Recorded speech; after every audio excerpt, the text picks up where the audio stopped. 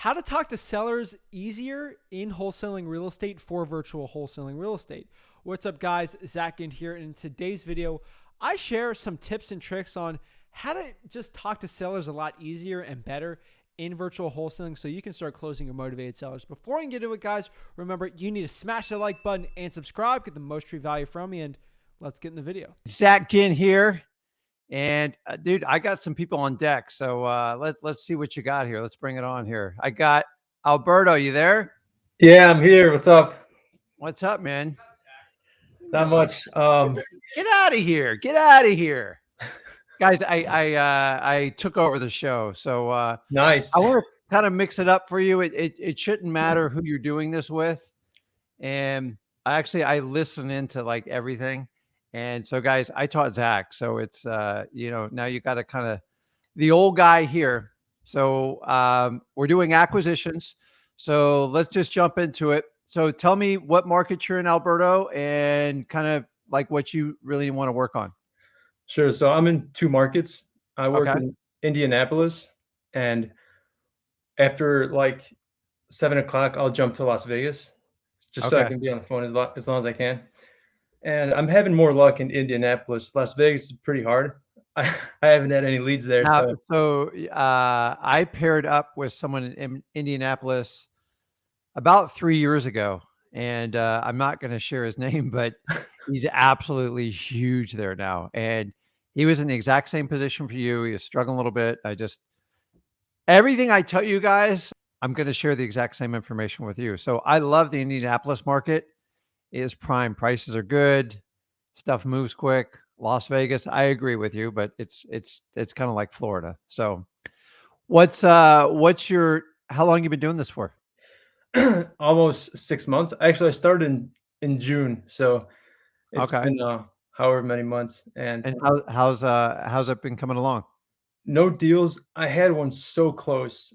I was actually on a video chat with Zach a couple weeks ago because I sent the guy the DocuSign and he's like, I'll sign it on Monday. And he ended up backing out.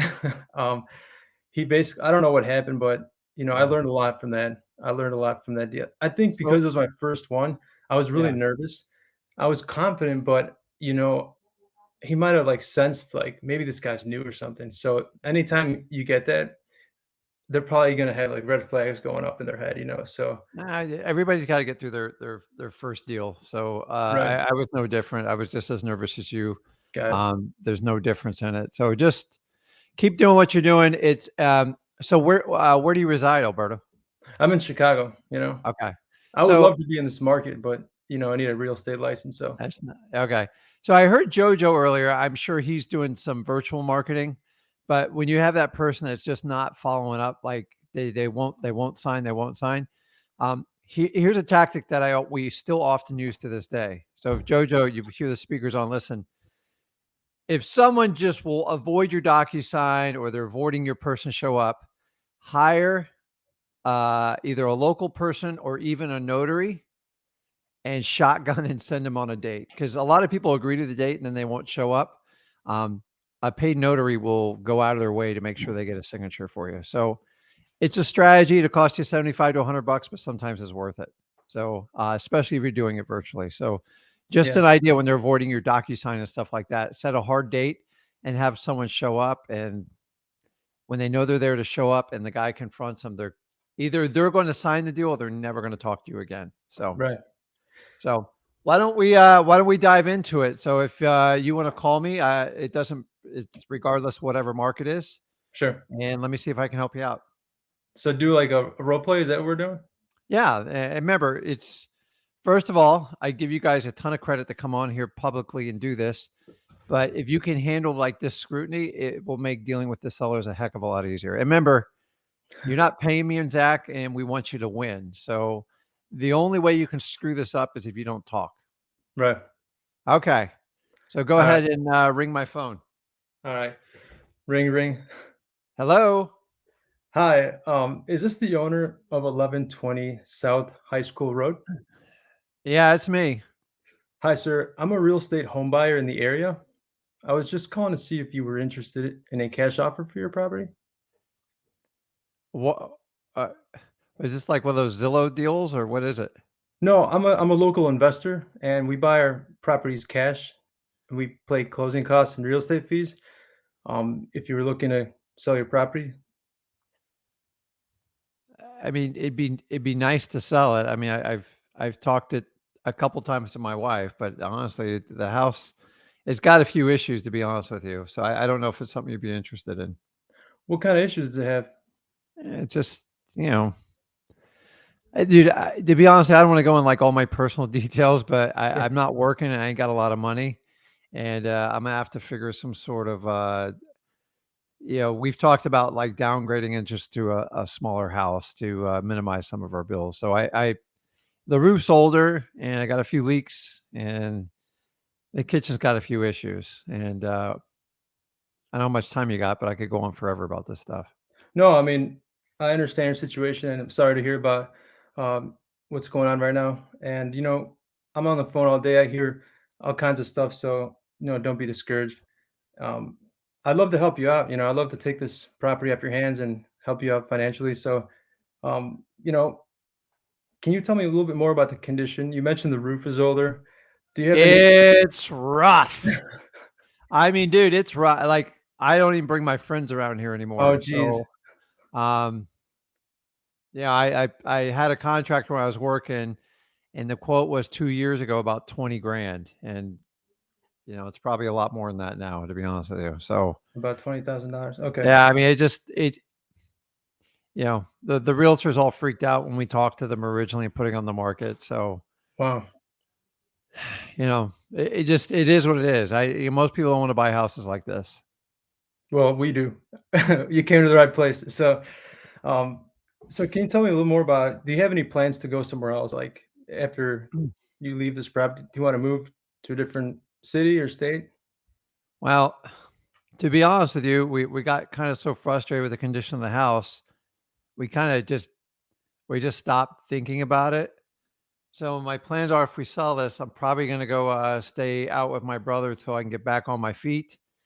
And we don't owe a lot on the house, so we'll get some money on it and just probably just kind of rent something. So um, it's November now. I mean, in a perfect world, I'd like to be done by the end of this year. Okay. Like, because it'd take me about a month to figure out where I'm going to go, and probably another 30 days to pack up. So that's the reality of my situation. So Okay. I don't know if you can wait that long. Yeah, we can work with that time frame. A bit about us is that we buy our homes cash. There's no closing costs or real estate fees. We Okay. typically we typically close between 2 to 4 weeks, but we can work with a different time frame. So with an offer like that, how much are we looking to get? You know, I honestly I don't know. I Okay. mean, I just it's not in great shape. I'm not trying to play like a poker game with you. I honestly do not know what it's worth, and I'm Okay. frustrated and embarrassed by it. And so, if you have an offer in mind, I am open ears. So similar properties that we've bought in the area have gone for $80,000. How does that sound to you for you? I have no idea. It's honestly, it would I guess in a perfect in a perfect world, I was thinking back, a few years ago, if I could get 100K, because 100 sounds nice and round. But I hear you're 80. I'd probably have to think about it a little bit to be honest with you to figure out if that's the right number or not. Okay. Well, since we're gonna have to put money in this property, right?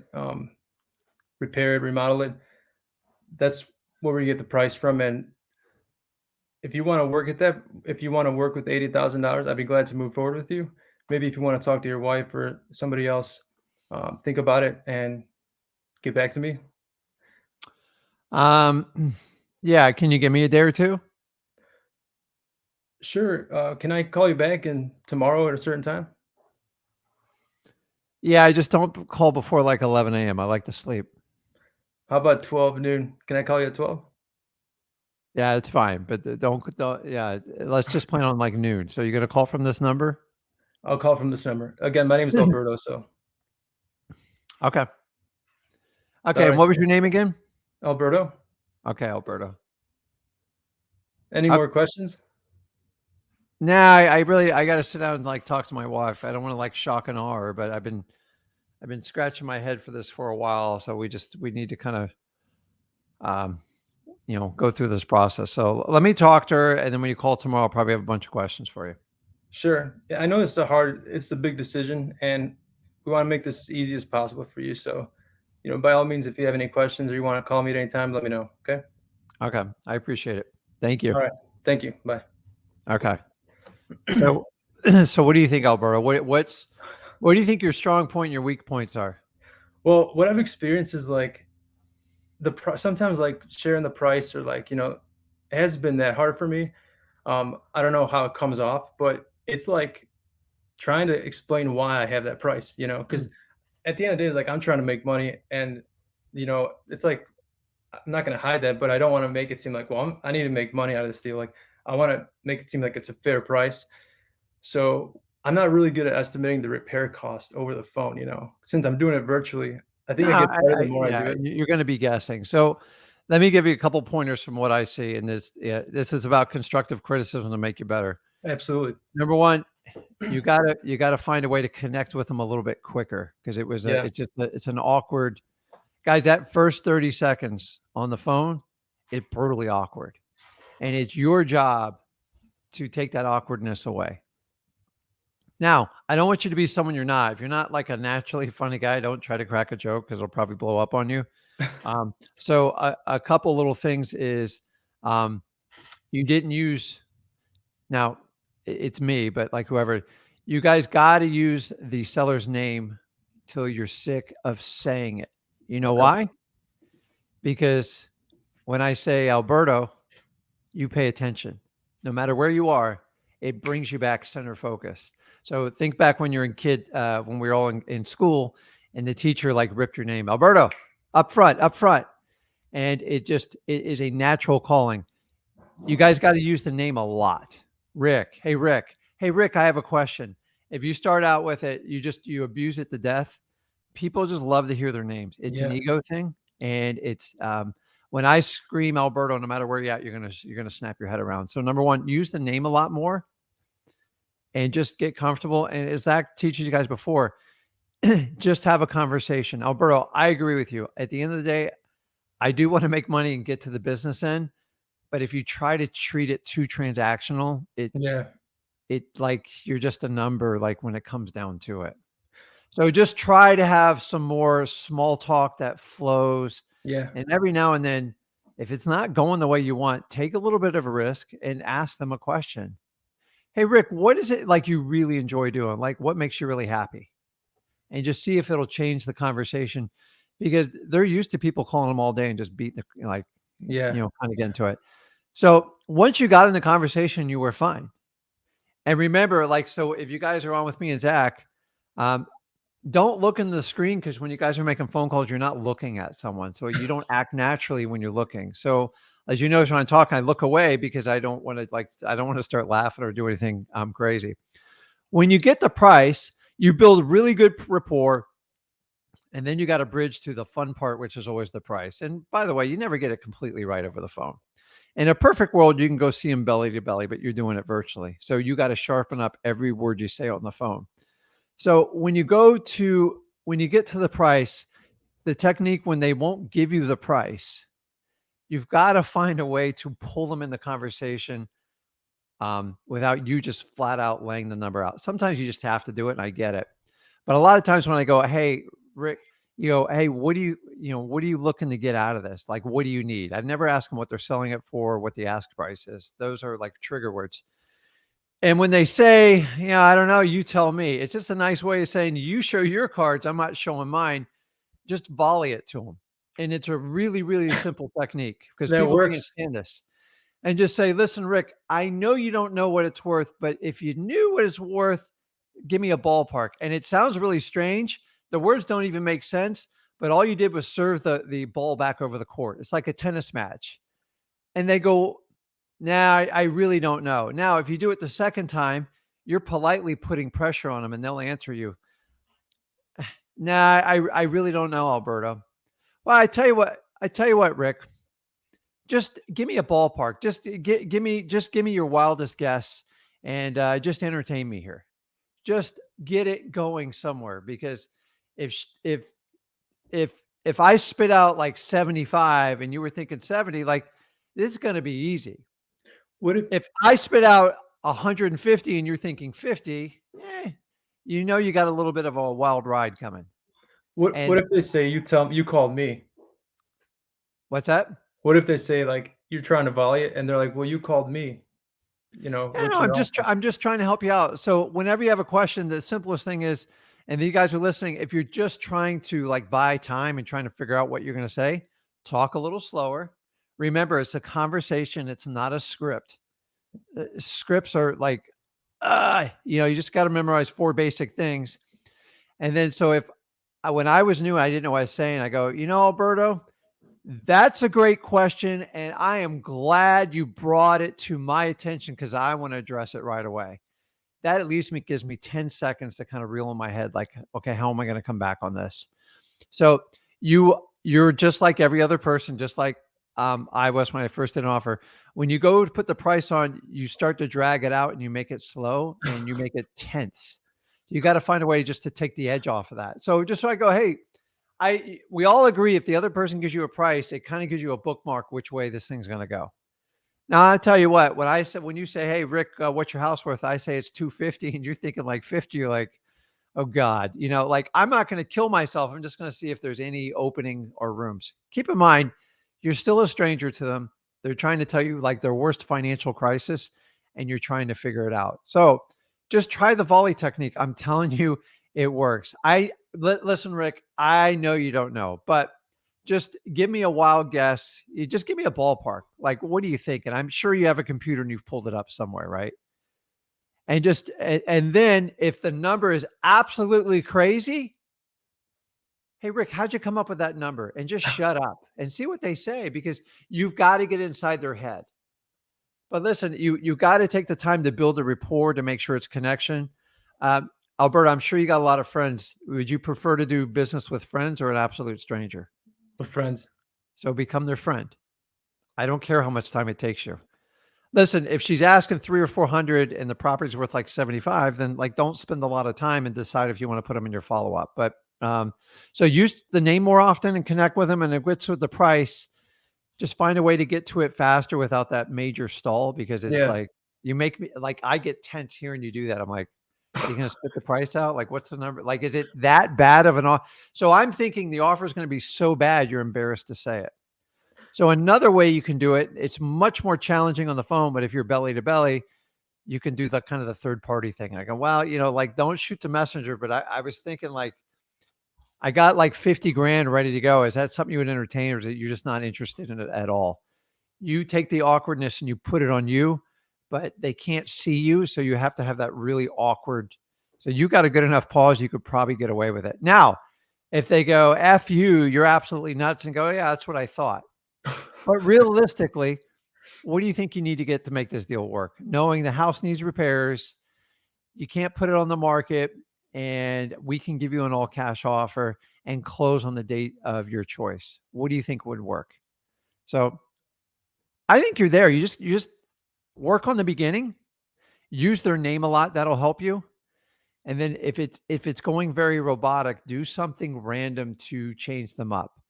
So there's a reason me and Zach kind of play that crazy videos with you guys, because it's just like you're falling asleep. It just kind of like, what the heck is that? Like I didn't see that coming. It just have fun, man. Like I'm sure you tell jokes and stuff like with your friends and family just to Yeah. break things up here and there. You gotta sometimes Sure. you just gotta break it up. You gotta show them you're human, and then find any similarities with you while you're on the phone, especially you guys virtual guys, because you're not getting the chance to do that belly belly. So you're gonna have to find like extra ways. So um, and then, guys, once you do start connecting with them, you think you're getting close, start using, like, a lot of the older people don't use social media, but if they are on social media and stuff, I mean, it's like a cheat sheet on what they like to do. And then you can get instant report, either talking about art, cooking, or like whatever. So, Okay. but that's it. Just bridge the beginning and then just get to that price and find a way to get it to a little bit quicker. And I think you're on the right track. So you got any questions before I wrap up with you here, Alberta? Yeah, Sorry. I don't know if it's something you'd be able to. It might, it might take a long time, but I was just a question about competent property. You know, this particular property, the guy is selling, so he's got like two houses on the property and then like a mobile home. Okay. I found comps for one of the properties, right? Yeah. And it's like, so basically he has a property listed, it's on the market, but he's thinking about selling it to me. It's listed for 275, which is a lot for this. I don't know if it is. So one of the houses, the comps is at 180. So obviously, and I offered him 190. So that wouldn't Okay. work, but there's also included another house and a mobile home. So what do you do to like figure out like what are some advice to figure out comps when it's like a deal like that where it's like it includes another house that probably is a tear down house and then a mobile home. It's a big plot of land too. It's like an acre land. Yeah. So you just got to look at how you can create the value for your buyer. And so I'll give you a cheat sheet. When I get a property every now and then, I bought one not long ago. It looked like a military bunker. There was just flat roof, everything was 90 degrees. It just looked like crap. So the guy built the houses on his own in Port St. Lucie, and it just like everyone just shook their head at it. It sat on the market 6 months. I told the realtor, "I'll just buy it. Like, this is stupid."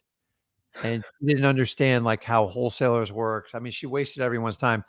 The bottom line is all I had to do to figure out a sale price on it is sell it super cheap, which I don't wanna do that, or find out, what the dang thing will produce in cash flow. So cash flow, just a fancy word for saying rent. So that property rented out for, $1,200. And everybody said I'm only going to get 70 or 80 for it. And I wound up getting 110,000. It still needed a major rehab. So it's slightly discounted below the rent. So usually in my market, if a house is worth 120,000, you probably should get at least a minimum of 1,200 in rent. Or if it rents for 1,200, you should be able to sell it for 120. So this is an old rule that was back in the 80s, which I didn't learn until early 2000, the 1% rule. So what you can do is you can take the three properties. So if one's a tear down, sometimes people like open fields or something like that. Some people have an agricultural spin, but like mobile homes, which I never put a lot of value on them, like our mobile homes, they were selling for 5 or 10 grand. Now they rent for $1,000 to $1,300 a month in Florida. And I would get mobile homes all the time and I would just haul them off the property. Now we don't do that anymore. So look at the cash flow and that'll tell you, because if each property could generate like $1,000 and you got $3,000 a month, potentially it could be worth $300,000. But if you struggle with the comps, sometimes you can go back to the cash flow and see if the numbers work, because typically another investor is going to buy it. And usually it's going to be a buy and hold guy or at least a fix and flip. Okay. Sometimes, and don't try to make the numbers work. They just don't work. They don't work. There's some things on a Yeah. property that just don't work.